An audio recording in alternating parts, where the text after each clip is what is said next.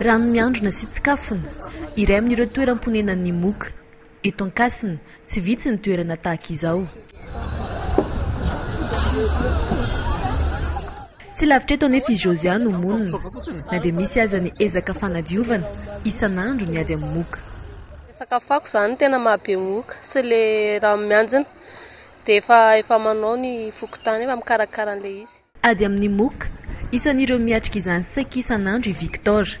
Tsy ampy anefa ny ady irery, ady ombonana, fanadiovana tsy tapaka, io no anentanan'i Victor ny mpiara-monina aminy. Andro zany efa misy olona karamain'ny RF2 zany manao an'ilay izy.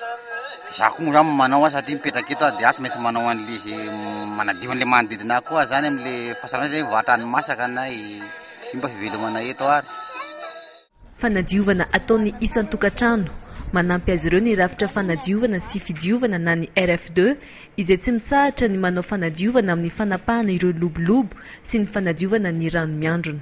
Matompona andraikitra ny voalohany eto amin'ny fokotany dia manentana ny olona hanala ny lobolobo sy hanadio ny tatatra sy ny kanala sotran'izany. Moa zay koa zany manana an'ilay fokotaninay fa misy amin'ny RF2 dia rehefa RF2 ireo zany no manakarama olona manadio ny lobolobo rehetrarehetra, ny kanala sy ny ohatran'izany.